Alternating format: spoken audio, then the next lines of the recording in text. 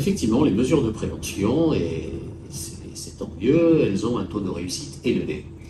Que ce soit en mandat ad hoc ou en conciliation, le fait de pouvoir discuter d'une problématique en dehors des tribunaux, et ça pourrait être étendu à d'autres mesures de prévention, d'ailleurs, au-delà de celles qui nous intéressent ici, ont souvent un taux beaucoup plus élevé que ce que l'on retrouve dans l'exécution de mesures pourtant ordonnées par un tribunal. Ça peut paraître assez étonnant.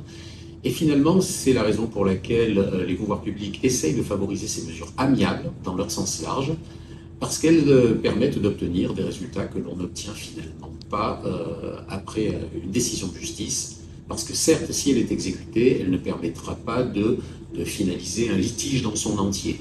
Je dis litige dans son entier, c'est qu'il y a souvent des choses qu'on ne peut pas dire nécessairement au prétoire d'un tribunal et qui sont le ferment des difficultés. Or, quand il y a ces mesures, mandat ad hoc ou même conciliation, qui sont donc confidentielles, on peut tout se dire, et effectivement, ça permet de conduire, tout se dire, je pense notamment aux conflits entre associés, qui par le passé s'entendaient, qui ne s'entendent plus pour des raisons qui leur appartiennent. Ça permet d'en sortir beaucoup plus facilement que dans un tribunal.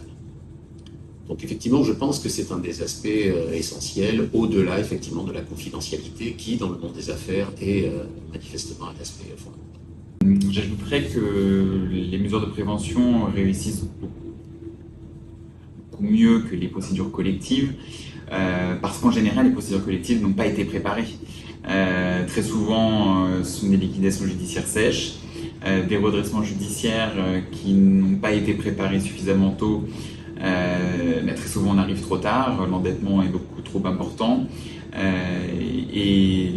Par contre, les procédures collectives qui réussissent sont ceux qui sont passés par les mesures de prévention. Et les mesures de prévention peuvent réussir parce que justement, les chefs d'entreprise, ceux qui ont recours à la prévention sont ceux qui finalement assurent une bonne gestion, tiennent une comptabilité à jour et se préoccupent justement de traiter leurs difficultés au plus tôt.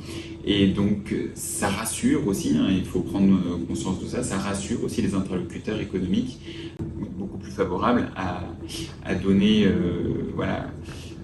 peut-être à échelonner leurs créances ou à obtenir auprès des banquiers peut-être d'autres prêts.